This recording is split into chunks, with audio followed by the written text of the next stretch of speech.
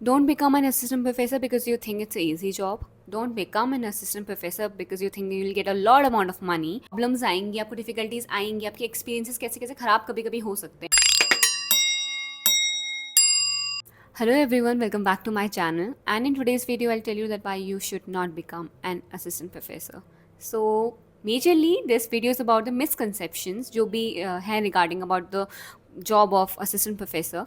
So मैंने देखा बहुत सारे ऐसे स्टूडेंट्स हैं जो कि बहुत ही यंग एज से they aspire to become an assistant professor.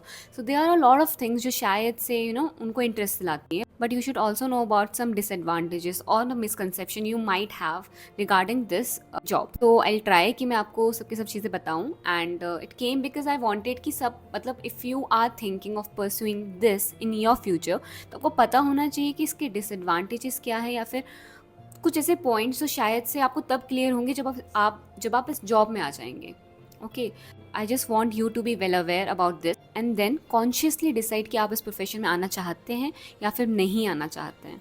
So let's start today's video. So first of all, don't become an assistant professor because you think it's an easy job. Don't become an assistant professor because you think you'll get a lot amount of money, and don't become an assistant professor if you think that you'll get a lot of free time. And there are so many misconceptions like this. ठीक है, मैंने सुना है बच्चों से, मैंने देखा comments में, दे थिंक कि जॉब बहुत ईजी है, and it's a very stable job, अच्छी खासी सैलरी आएगी, एंड एक बार लग गए and it's done. So I don't think it's like that. So I tell you some points जहाँ पे आपको थोड़ी सी क्लैरिटी मिलेगी, एंड ये मैं आपको अपने एक्सपीरियंस से बता रही हूँ और अपने कुछ मेरे जो नोन्स हैं, ठीक है, जो प्रोफेसर्स हैं, उनके एक्सपीरियंस से बता रही हूँ. So whatever I have heard, I have experience, वो मैं यहाँ पे शेयर करने वाली हूँ, and I really hope that ये आपको हेल्प करेगा to decide that either you want to become an assistant professor or not. Okay, so starting from, as you all know, मैंने हमेशा से कहा है सबसे एक मतलब मेजर डिसएडवांटेज अगर आप देखें इन टर्म्स ऑफ मनी, तो this job doesn't really give you that good amount of salary जो कि शायद से अगर आप किसी कॉर्पोरेट में जाते हैं, ठीक है, और कुछ साल एक्सपीरियंस करते हैं. सो फर्स्ट ऑफ ऑल, अगर आप वहाँ पे कुछ साल एक्सपीरियंस लेते हैं, ठीक है, आपको अच्छा हाइक मिलता है. एंड सेकेंड, अगर डिपेंडिंग ऑन आपके स्किल्स पे आपको एक अच्छी सैलरी भी ऑफर की जाती है. अब यहाँ पे प्राइवेट हो, आपको शायद से स्टार्टिंग में इतनी अच्छी सैलरी नहीं मिलेगी, and it's fixed. May be वो अमाउंट किसी के लिए डिसेंट हो, बट वो किसी के लिए कम हो सकता है. सो मतलब तो इंडस्ट्री में ऐसे मत आना इजिली कि आपने सोचा कि आप फ्रेशर हैं, यू गेट 50 अबव. ओके, सो ऐसा नहीं होता. इट्स रियली कि मतलब ठीक है, अगर आप मे बी आपका कोई सब्जेक्ट ऐसा है या फिर आपका स्पेशलाइजेशन ऐसा है तो मे बी मिल सकता है, but majorly I am saying जो यूजी नेट के सब्जेक्ट्स होते हैं, फिर जो मेरा सब्जेक्ट है, मैंने देखा है कि फ्रेशर अगर आप आ रहे हैं तो इतना कंसिडर करना आई डोंट थिंक इट्स पॉसिबल. और सेकेंड, अगर आप जैसे कुछ एक्सपीरियंस लेते हैं, यहाँ पे सैलरी हाइक भी मैंने नोटिस करा है इतनी ज़्यादा नहीं आती है. जैसे कि मैं अपने साथी के अगर कुछ फ्रेंड्स को देखूँ, सो जो कॉर्पोरेट में काम कर रहे हैं, फिर दे स्विच करने के बाद उनको एक अच्छी खासी हाइक मिलती है, अच्छे खासे मतलब उनको एक अमाउंट दिया जाता है व्हेन दे स्विच, और उनके एक्सपीरियंस को वहाँ पे अच्छे खासा जोड़ा जाता है. So that is something which is missing hair.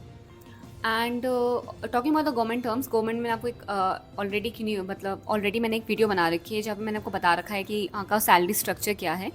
वो सैलरी स्ट्रक्चर अच्छा है, नो लाइज, वो अच्छी खासी आपको डिसेंट सैलरी मिलती है. But if you look very big picture और बहुत फ्यूचर का अगर हम सोचेंगे, ठीक है, मतलब I want earn in lakhs and do this, तो वो शायद से यहाँ पे पॉसिबल नहीं होगा if you only do the good deeds. मतलब अगर आप सिर्फ वही सही रास्ते पे चल के पैसा कमाना चाह रहे हैं तो शायद से पॉसिबल नहीं होगा. दो देयर आर चांसेस कि क्या पता, मतलब there is also a source of black money. कहीं ना कहीं से लोग अपने गलत तरीके से पैसे भी निकलवा देते हैं बाय डूइंग थिंग्स, और बहुत सारे तरीके होते हैं. एंड सो वो नहीं करना होता है, इसलिए मैं उसे कंसिडर नहीं कर रही हूँ. बट अगर आप देखें किसी भी गवर्नमेंट जॉब में, देखेंगे कहीं पे भी इतनी अच्छी सैलरी नहीं होती. नाउ थिंक अबाउट कि क्यों हमारे यहाँ का यूथ गवर्नमेंट जॉब के पीछे जा रहा है. Do you really think that they really want that job? Most of them do, but एक और मतलब 50% मुझे लगता है कि कुछ ऐसे बच्चे हैं जो एक्चुअली वो बस पावर और मनी देख के जा रहे हैं. और अगर आप किसी की भी सैलरी देखेंगे, सैलरी गवर्नमेंट में कहीं भी इतनी अच्छी नहीं है. सो जहाँ से पैसा आ रहा है, अगर वो ज़्यादा आ रहा है तो वो एक्चुअली सही रास्ते से नहीं आ रहा होता है.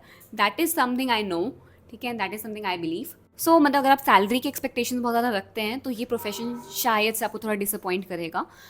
And talking about the second thing is the politics, जो कि यहाँ की बहुत बुरी है. आई टेल यू, मतलब इवन आफ्टर अगर आप लग जाते हैं, ठीक है, इवन इफ़ यू फील कि आप एलिजिबल हैं फॉर दिस पोजीशन और आपने और सभी कैंडिडेट से बेटर किया है, at the time of interview अगर कोई भी एक कैंडिडेट का किसी से कोई रिलेशन है, दे नो ईच अदर, और वो चाहते हैं कि वो सेलेक्ट हो जाए, तो यू विल सी प्रॉब्लम्स। तो शायद से आपको वहाँ पर उस समय प्रॉब्लम लगे। तो मतलब पॉलिटिक्स बहुत तरीके से इन्वॉल्व्ड है, ठीक है। आप गवर्नमेंट, स्पेशली गवर्नमेंट यूनिवर्सिटीज़ में देखेंगे, प्राइवेट में मैंने नहीं था देखा, मैंने जहाँ पे इंटरव्यूज़ देते आई गॉट सिलेक्टेड, सो मैं नहीं कह सकती कि प्राइवेट में मैंने पॉलिटिक्स देखी है, बट येस गवर्नमेंट यूनिवर्सिटीज़ में I have seen my people जो जिन्हें इंटरव्यूज़ देने गए थे एंड दे ट्राइड, वो eligible enough for that post and सब कुछ अच्छा गया था, बट लास्ट में जाके कोई ऐसा कैंडिडेट सेलेक्ट हो गया जो शायद से उतना डिजर्विंग भी नहीं था। सो ये आप देखते आएंगे, एंड एक्चुअली हमें पता है गवर्नमेंट जॉब्स में at the time of interviews चीज़ें होती हैं, बट दैट डजंट मीन कि आप सेलेक्ट नहीं हो सकते हैं। As I always say there is always a possibility. अगर 10 में से 8 लोग ऐसे हैं जो शायद से कोई रिलेशन की वजह से या गलत तरीके से चूज़ किए गए, बट 2 इंसान ऐसे होंगे जो शायद से सही तरीके से चूज़ किए जाएंगे। So there is always a possibility, though it's very bleak possibility, but there is a possibility, but you have to understand that इतना ईजी नहीं हो to get a government job in this position. So I hope now you're well aware of this. Talking about the next thing is less vacancies and less job opportunities. Specially इस time पे जब हम देख रहे हैं कि मतलब बहुत सारे हम देख रहे हैं बच्चे यूजीसी नेट के एस्पिरेंट्स हैं and they want to become an assistant professor, but उसके according as I have always said उतनी वैकेंसीज ही नहीं आ रही हैं। यूनिवर्सिटीज़ में कहो या पीएचडी इनरोलमेंट में कहो, तो मुझे लगता है वो रेशियो बहुत कम है। जितने आप मतलब जितने ज़्यादा आप कैंडिडेट्स को पास कर रहे हैं और एलिजिबल बना रहे हैं to become an assistant professor या फिर पीएचडी इनरोलमेंट के लिए, उतनी ज़्यादा वहाँ पे सीट्स ही नहीं है। तो इस टाइम पे क्या होता है, बच्चे के अंदर एक्चुअली उस जॉब को कहीं ना कहीं कोसने लग जाता है कि क्या फ़ायदा हुआ मेरे इस एग्ज़ाम को निकालने का जब मुझे वो मतलब जॉब ही नहीं मिल रही है जो मैं डिज़र्व करता हूँ। सो ये चीज़ बहुत नॉर्मल है इफ़ यू आर फीलिंग। और ऐसा होता है कि मतलब शायद से प्राइवेट में प्राइवेट में अगर वैकेंसीज कहीं पे आई हैं तो आप अप्लाई करें, आपको शायद से मिल भी जाएगी। गवर्नमेंट में तो बहुत कुछ लगता है, पीएचडी करनी पड़ेगी, ऊपर से एक्सपीरियंस काउंट होता है, ऊपर से आई हैव सेड की पॉलिटिक्स की भी चीज़ है, ठीक है। वैकेंसी सालों साल तक आती है, बहुत लेट आती है। उसका देखोगे जर्नल में 1 वैकेंसी, रिजर्व में 2, बहुत कम वैकेंसीज। सो वो रेशियो एक्चुअली सही नहीं है। सो मतलब इस इंडस्ट्री में ऐसे सोच के मत आना कि मतलब बहुत सारी वैकेंसीज आ रही हैं, ठीक है, गेट अ जॉब, मतलब जैसे एग्जाम क्लियर किया कुछ टाइम में गवर्नमेंट जॉब लग जाएगी, वो तो बहुत दूर की बात है। प्राइवेट में भी आजकल वैकेंसीज नहीं आ रही होती बहुत सारी यूनिवर्सिटी में, क्योंकि क्या होता है देखो, कहीं भी एक वैकेंसी खुली, ठीक है ना, मैं वहाँ पे जाके चली गई हूँ, तो आई ट्राई कि मैं सेटल हो जाऊँ, बिकॉज वो वही जॉब मैं करना चाह रही थी, ठीक है, एंड मुझे अच्छी खासी यूनिवर्सिटी मिल गई है। तो वो इंसान लगा लो वहाँ 10 साल 20 साल वहीं जगह रहने वाला है, तो कहाँ से नई जॉब ओपनिंग्स आएंगी, या तो कॉलेजेस नए ओपन होने चाहिए। मतलब ये सब चीज़ें आपको सोचनी पड़ेंगी ना कि इसकी ग्रोथ क्या है, उस कोर्स की ग्रोथ क्या है, आपका सब्जेक्ट जो है वो कितने कॉलेजेस में है। तो ये सब चीज़ें आप ध्यान में रखें। जैसे एक कुछ सब्जेक्ट्स ऐसे होते हैं जो बहुत कॉमन है, लाइक इंग्लिश, वो हर यूनिवर्सिटी हर एक कॉलेज में होगा, तो वहाँ पे वैकेंसीज आना ज़्यादा चांसेस है कि वहाँ पे वैकेंसीज आएंगी, बट उतने ही हमने देखे इंग्लिश के कैंडिडेट्स भी बहुत ज़्यादा होते हैं।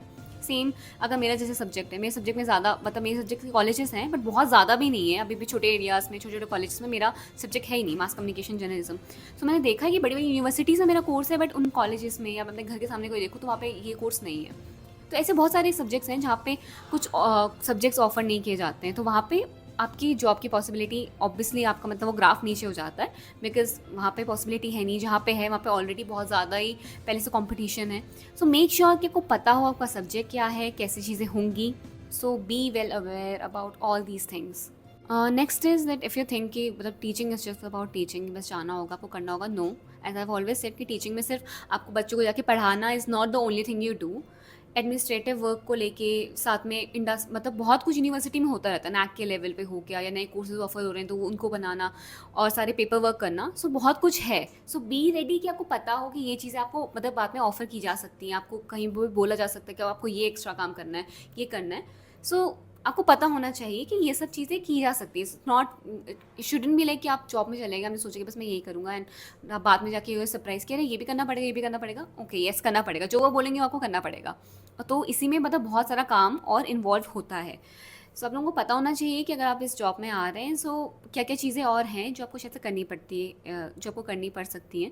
जैसे कि अगर आप टीचिंग में ही देखेंगे तो आपने देखा होगा अपने टीचर्स को कितनी सारी चीज़ें मेंटेन करते हैं, कितने सारे रिकॉर्ड आके मेंटेन करते हैं, कहाँ जॉब लगी है नहीं लगी है, और आपके जो भी मतलब आपने सर्टिफिकेट्स किए हैं उनको मतलब चीज़ें करना वो कौन करता है, टीचर ही करता है, उसके लिए कोई अलग से कमेटी नहीं बिठा रखी है, ठीक है। तो मतलब यहाँ से वो चीज़ें यहाँ से हम फ़िल्टर आउट करते हैं, उसके बाद वो कहीं और जाती हैं, वो सब काम एक टीचर को ही करना पड़ता है, इसलिए उसको हर एक बच्चे का रिकॉर्ड रखना होता है, उसने क्या किया है, क्या नहीं किया है, कैसे मतलब उसको सब्जेक्ट में समझ में आ रहा है, नहीं आ रहा है, तो क्या स्टेप्स लिए जाएंगे। सो आप देखेंगे, अगर जब आप इस जॉब में आएंगे तो आप देखेंगे बहुत सारी चीज़ें होती हैं, पेपर वर्क बहुत ज़्यादा होता है, जहाँ पे हर एक बच्चे का रिकॉर्ड रखा जाता है, उसके मतलब उसकी ग्रोथ का रिकॉर्ड रखा जाता है, या उसको कैसे एक्सपीरियंस रहा उसका रिकॉर्ड रखा जाता है।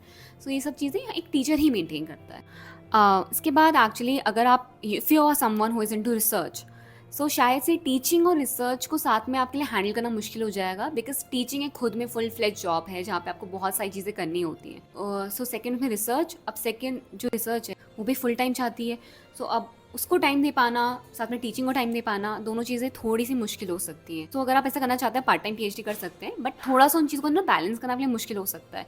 So if you are into research और आपको बहुत दिल से रिसर्च ही करनी है और आपको बहुत इंटरेस्ट है सीखने में, तो फुल टाइम रिसर्च करना इज़ अ बेटर ऑप्शन, क्योंकि तब आप एज अ स्टूडेंट पूरी चीज़ें सीख रहे होते हैं, टाइम देते हैं पढ़ाई को।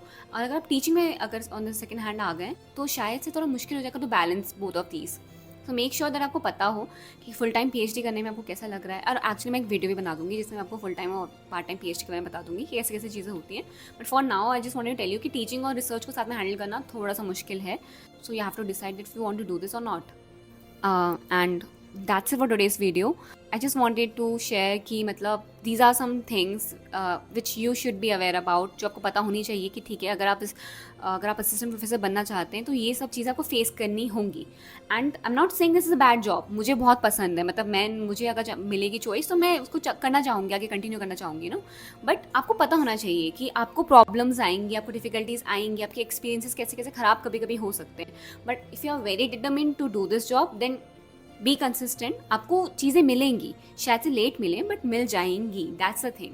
बट बी अवेयर कि आपको ये सब चीज़ें पता हो, you must be ready to face all these challenges, that's the main point of making this video. So अगर आप 12th में हैं या अभी 10th में हैं और ग्रेजुएशन में और डिसाइड कर रहे हैं कि आपको मतलब इस इंडस्ट्री में आना है, आपको इस जॉब को करना है या नहीं करना है, सो अब इस वीडियो के बाद आएगी आपको थोड़ी क्लैरिटी आ गई होगी कि ठीक है, इस जॉब में ये सब चीज़ें हैं, इन सब चीज़ों का मुझे ध्यान रखना है, ये सब चीज़ें मेरे साथ हो सकती नहीं हो सकती हैं, things like that. And okay, that's it. So I hope that this video was helpful to you. If it was, then please comment down, और कोई फीडबैक हो, कुछ भी चीज़ हो, शेयर करते रहना। And I'll see you in my next video. Till then, tada, bye bye, take care.